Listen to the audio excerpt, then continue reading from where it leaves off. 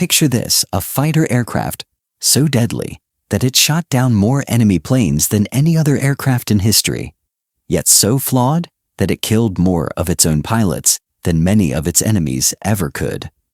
This is the shocking reality behind the Messerschmitt Bf 109, the backbone of the German Luftwaffe throughout World War II.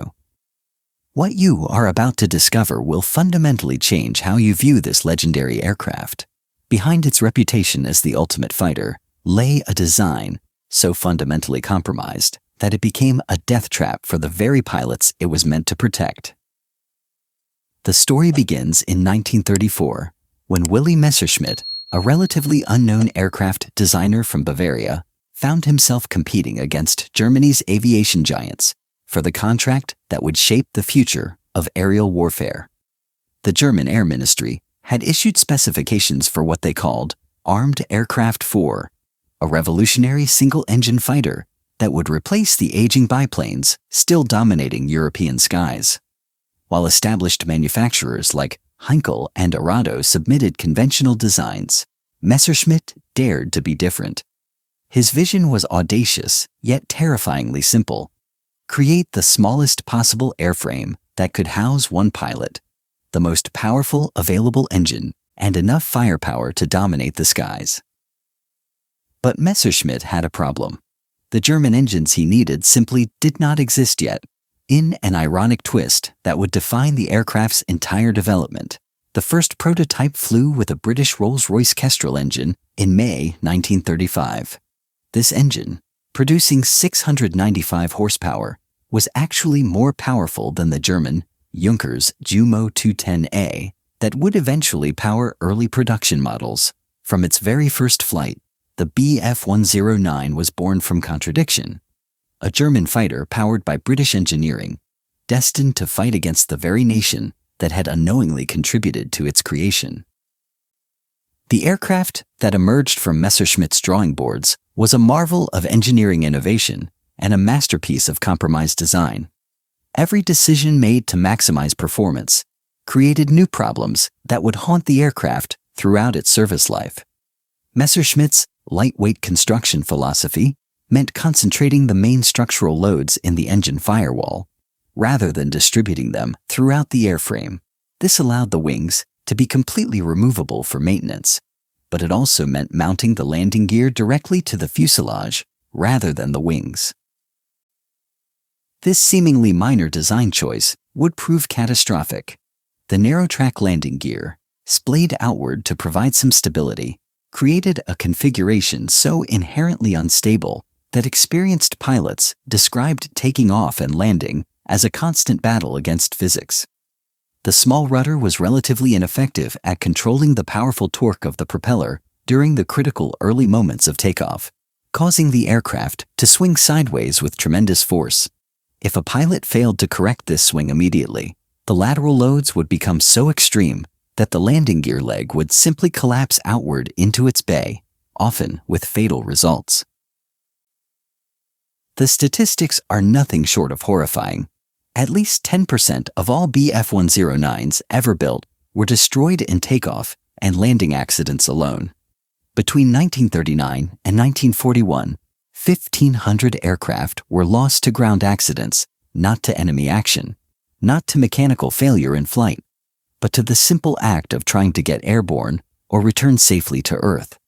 By December 1944, as the war reached its desperate final phase, the Luftwaffe was losing 570 Bf 109s every single month to accidents. This was more aircraft than most entire air forces possessed. To put this in perspective, contemporary estimates suggest that over 11,000 Bf 109s, fully one-third of all aircraft ever built, were destroyed by their own design flaws rather than enemy action. This means that for every 3 Bf 109s that rolled off the production line, one was destined to kill or maim its own pilot through no fault of the enemy. It was as if Germany had built an entire air force and then systematically destroyed a third of it before it could even engage in combat. The human cost was equally staggering. Around 1,750 Luftwaffe pilots died in training accidents alone, victims of an aircraft that demanded perfection from men who were increasingly undertrained as the war progressed. Ernst Udet, one of Germany's most senior aviation officials, was so frustrated with the persistent problems that he wrote directly to Messerschmitt in July 1941, demanding an end to losses of machines in normal ground landings as a result of faulty undercarriage. This was not, as Udet pointedly noted, a technical novelty in aircraft construction. Yet for all its deadly flaws, the Bf-109 possessed qualities that made it genuinely revolutionary. When it first took to the skies over Spain in 1937, it outclassed every opponent it encountered. Republican forces flying Soviet-supplied Polikarpov 115 biplanes and I-16 monoplanes found themselves hopelessly outmatched by this new breed of fighter. The Bf-109 could climb faster, dive steeper, and accelerate more rapidly than anything in the sky. Its fuel injection system gave it a crucial advantage, while British Spitfires with their carburetor-fed engines would stall under negative G-forces. The Bf-109 could dive away from any engagement at will. This technological superiority became apparent during the opening phases of World War II. In Poland, France, and the Low Countries, Bf-109s swept aside opposition with contemptuous ease. During the first 2 days of Operation Barbarossa alone, the invasion of the Soviet Union, Bf-109s and their pilots shot down over 300 Russian aircraft while destroying hundreds more on the ground. By the end of the first month, German pilots had claimed more than 4,000 Soviet aircraft for the loss of only 150 of their own. The Eastern Front became a killing ground where Bf-109 pilots achieved victory ratios that seemed impossible. During Operation Barbarossa, 7 Jagdgeschwader flying Bf-109s claimed 7,355 kills for exactly 350 losses in aerial combat, a ratio of just over 21-1. This was the highest kill ratio achieved by German forces on any front during the entire war. 2 pilots, Erich Hartmann and Gerhard Barkhorn, would go on to achieve more than 300 victories each while flying their Bf-109s. Hartmann alone would claim 352 confirmed kills, making him the highest-scoring fighter ace in aviation history. But these extraordinary achievements came at a price that went far beyond the aircraft's design flaws. The Bf-109's success was built on a foundation of industrial slavery that reveals one of the darkest chapters in aviation history. As Allied bombing devastated German production facilities, Messerschmitt made a deal with the SS to use concentration camp prisoners as slave labor.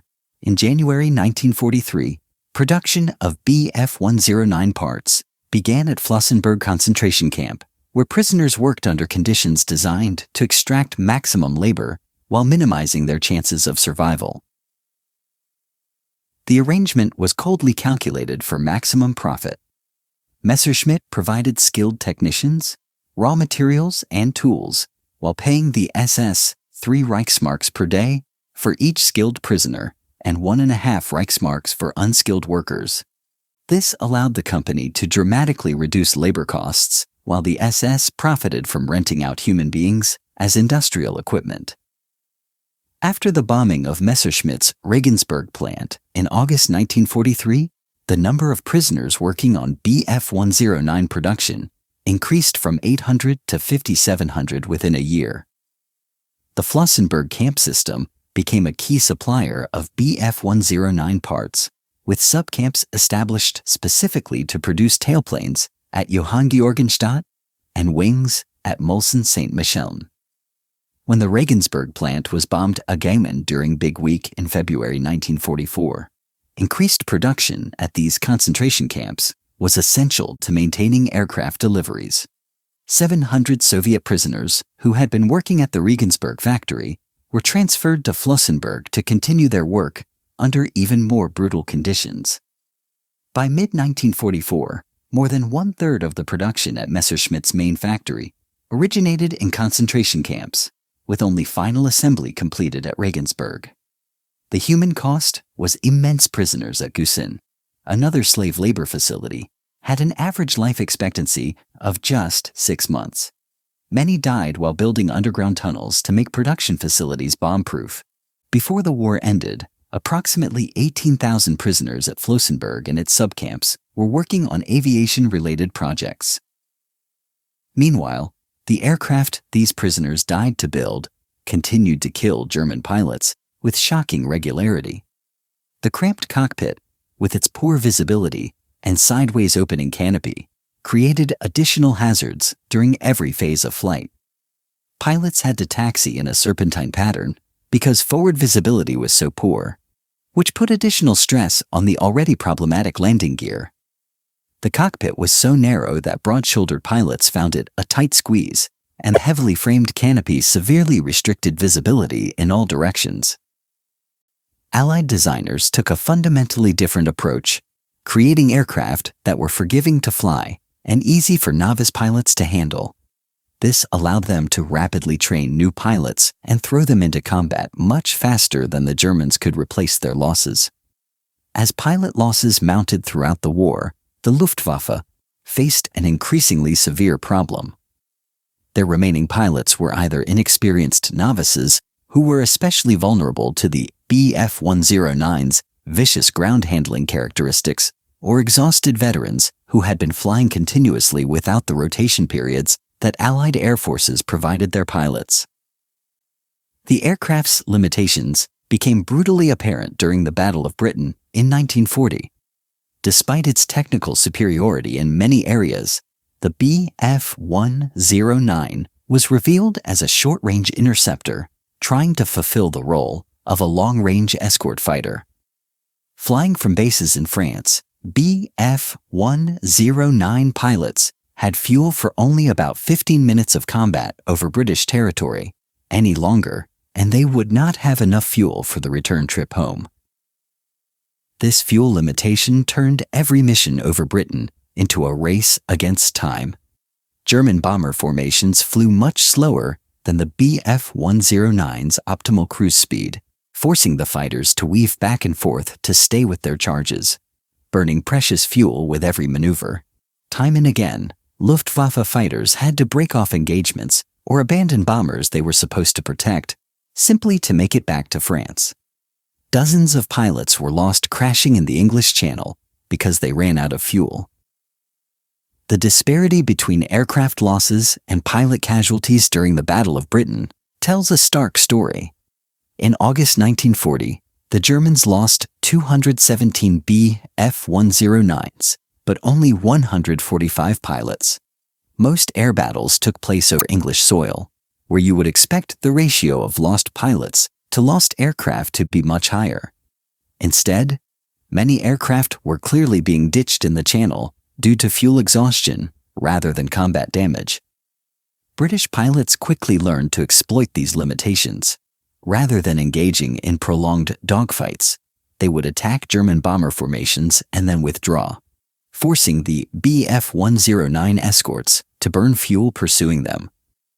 RAF Fighter Command refused to be drawn into the air battles that German pilots wanted, instead focusing on destroying bombers while the escorts watched helplessly, unable to engage effectively due to their fuel constraints.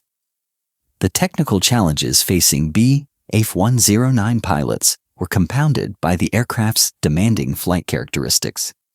Unlike Allied fighters designed to be stable and forgiving, the Bf-109 required constant attention and precise control inputs. The independently operating leading-edge slats could open unexpectedly during combat maneuvers, changing the aircraft's handling characteristics at critical moments. The lack of rudder trim meant pilots had to maintain constant pressure on the rudder pedals throughout flight. These characteristics, combined with inadequate training as the war progressed, created a deadly combination. Rookie pilots, especially during the later stages of the war, were particularly vulnerable to accidents. The aircraft demanded experience and skill that many new pilots simply did not possess. Experienced pilots reported that the swing during takeoff was easy to control, but inexperienced pilots regularly lost fighters during what should have been routine operations. The irony is that in the air, the Bf-109 was genuinely lethal to its enemies. Its small size, powerful engine, and advanced aerodynamics made it one of the most effective fighters of the early war period.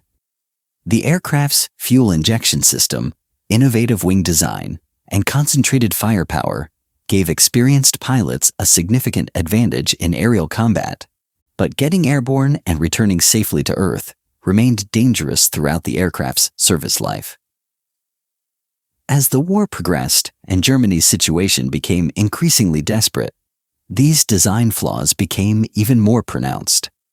Training time for new pilots was drastically reduced, meaning more and more men were being sent into combat in an aircraft that was unforgiving of mistakes. The monthly accident rate climbed steadily as inexperienced pilots struggled with an aircraft that demanded perfection from its operators. The final irony of the Bf-109 story is that it achieved immortality as the most produced fighter aircraft in history, 33,984 examples, built between 1936 and April 1945. It created more aces than any other aircraft and was flown by the highest-scoring fighter pilots of all time. Yet this same aircraft was simultaneously one of the deadliest threats faced by the pilots who flew it. The untold dark truth about the Messerschmitt Bf-109 is that it represents the ultimate expression of a design philosophy that prioritized performance over pilot safety, combat effectiveness over operational practicality, and short-term tactical advantage over long-term strategic sustainability. It was an aircraft that could dominate any opponent in the sky while simultaneously destroying itself and its pilots on the ground. Every victory it achieved came at a cost, measured not just in enemy aircraft destroyed, but in German pilots killed by their own fighters' fundamental design flaws. In the end, the Bf-109's legacy is one of brilliance and tragedy intertwined. It was simultaneously the most successful and most dangerous fighter aircraft of World War II, a machine that embodied both the technological prowess and moral bankruptcy of the regime it served. For every enemy pilot it shot down, it claimed German lives through accidents, inadequate training, and the brutal industrial slavery that sustained its production. The aircraft that was meant to secure German air superiority instead became a symbol of how even the most advanced technology cannot overcome fundamental flaws in design, doctrine, and human decency. This is the dark truth that history has often overlooked, that behind every legendary weapon of war lies a complex reality of human cost, technological compromise, and moral choices that shaped not just the outcome of battles, but the very soul of the nations that created them. The Messerschmitt Bf-109 was not just a fighter aircraft. It was a mirror reflecting both the brilliance and the darkness of the society that conceived it.